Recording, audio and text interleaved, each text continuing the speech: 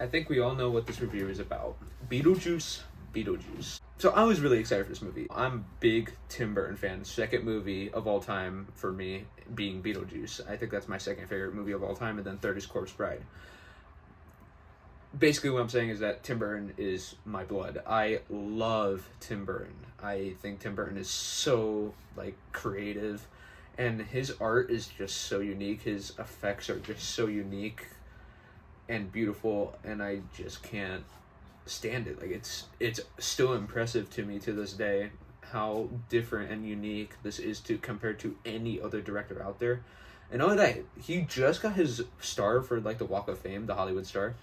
I don't know how he didn't get it much earlier, because he made like 5 movies that were considered masterpieces. And again, I love Tim Burton, so I was really excited for this movie. I was a little bit worried when I saw the trailers, because it seemed like some of the comedy was a little cheesy, and I don't know if I would like that in this. And I know the comedy in the original Beetlejuice was really goofy and all that, like, but this just seemed like cheesy, like not quirky, goofy type thing, just cheesy. And I'm glad to say I was wrong. That's one thing. I was wrong about that. And another thing I was worried about is kind of like the plot of the movie, I guess. The plot of the movie didn't seem that interesting. And it still is like a really simple plot. It's a really simple plot still, but it works in this movie, and I'm fine with that. First, I want to talk about the positives. Visuals. Beautiful. The visuals are absolutely outstanding. It is so Tim Burton. If you're a Tim Burton fan and love his art style, this will not disappoint. This style just screams Tim Burton when I watched it, and I absolutely loved it. I loved it. There's a lot of claymation, a lot of practical effects. I barely remember any, like, much of CGI. I don't remember a lot of CGI that much at all. Even if there was CGI, they used it to make it, like, they used it, but it still looks like an old movie. And that was really nice to see, that they tried to kick that nostalgia and, and try to keep it to the original. And they do it so well. There's a lot of scenes in this movie where I was like, that looks bad, but in a good way. Like, there's a lot of green, like, there's like a part where they fall, and it's like a green screen effect and like spinning around. And it looks terrible, but in a good way, because you can tell they tried to make it look old. And I love that. And again, a lot of claymation. Claymation is always beautiful to me. I love claymation, and Tim Burton is a big claymation, artist. He does a lot of claymation stuff. And it's nice to see that back in a movie, because I think claymation is such an underrated type of art form, because it is so impressive, and it takes a long time to make claymation stuff, more than like most movies today. Visuals, outstanding. Visuals are outstanding, and I think that's what you should expect from this movie. By looking at the trailers, I already knew that the visuals I would absolutely love. The score, the music and stuff, the music is great.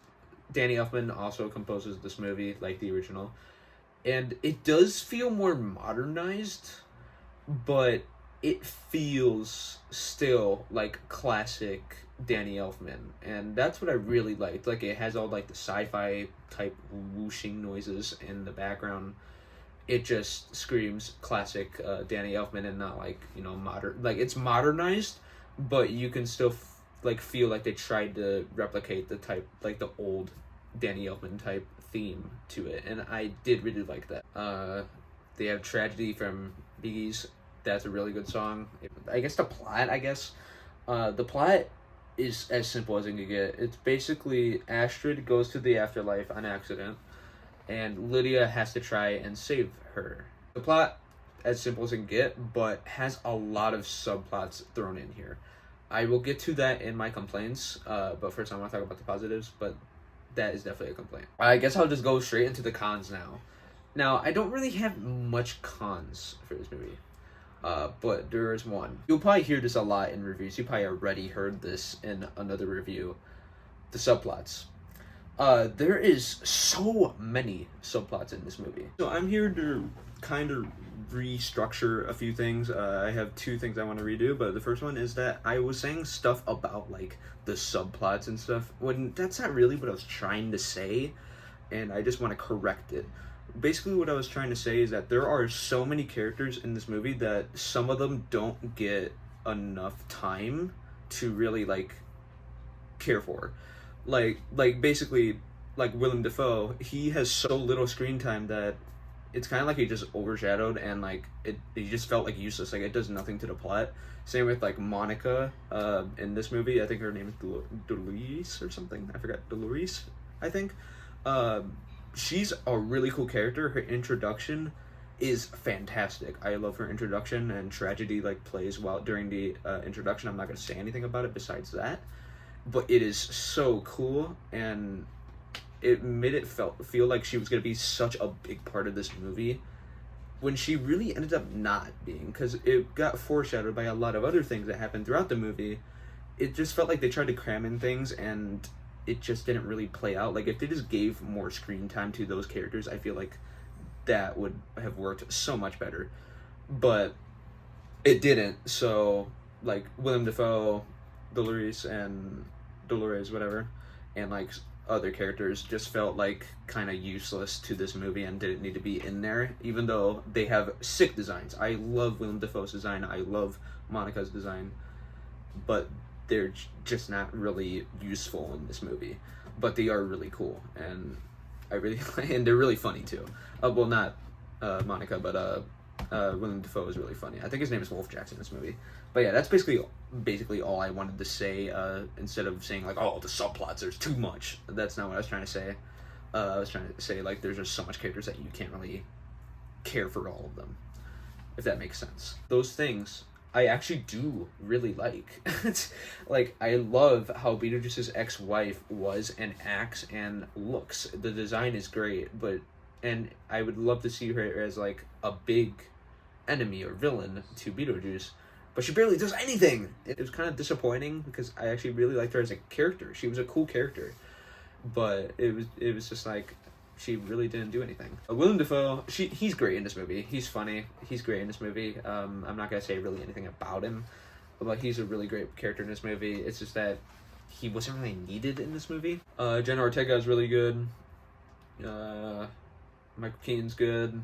Basically everybody in this movie is good besides one character that I did dislike. I forgot what his name was in the movie, but it's the boyfriend of Lydia, or husband. No, boyfriend of Lydia. He's so annoying and such a scumbag in this movie, and I think that's the whole point. He's supposed to be dislikable, but I felt like he just could have been, and it's a lot shorter, because again, this goes with the subplot thing. He could have been a lot shorter and give the subplots more time, because if he was in it shorter and the subplots got more time, it would make some more sense, like why the subplots are happening, because the subplots basically lead to nothing. I felt like if they kind of just cut some scenes from, the boyfriend, the other characters would have had more of a role to play in the movie. And another complaint, I think I do agree, you might see this also a lot, it does kind of drag in the middle. Not like bad, it's not like I disliked it, like I was so like bored or anything, but it did feel like it did kind of like drag. Like it's a little inconsistent, basically. I liked the movie, I enjoyed it. None of these complaints really affected the movie for me, but I know for some people it might be too much, or just thinking critically, I do agree with the complaints of it having too much subplots and kind of dragging in the middle. I definitely do agree with those things. But giving my like verdict, I guess, I think I give it like a 7-8 out of 10. I think I'm gonna have to watch it again because I can't really give my full review on it, but I think it's like an 8 out of 10. I would also like to redo my verdict because it kind of made it sound like this movie is so much worse than the original for some reason. I don't know why I made it sound like that. It is not. It is not far off from the original movie. I think it's still pretty close to how good the original movie is. It's actually really good. I don't know why I made it sound like, oh, it's kind of disappointing. Like I made it sound like this is sad, but it's not. It's actually a good movie. I think all Tim Burton fans will really love this movie. I give this movie like an 8 out of 10, maybe 8.5 out of 10. Again, with my complaints, I think I would probably just give it an 8 out of 10. But in terms of my enjoyment, I gave it like an 8.5 out of 10 for sure. I loved it a lot, and I don't know why I made it sound like that when I first watched it. I think I just needed to gather my thoughts a lot more. But yeah, I loved it a lot more than I thought I was. For sure. Own enjoyment, it's like a 8 out of 10. Maybe critically, it would be like a 7 out of 10, I guess. So yeah, that's basically my review. Love the movie. I love Tim Burton. I'm so happy this movie exists. I am so happy this movie exists. It's been 36 years.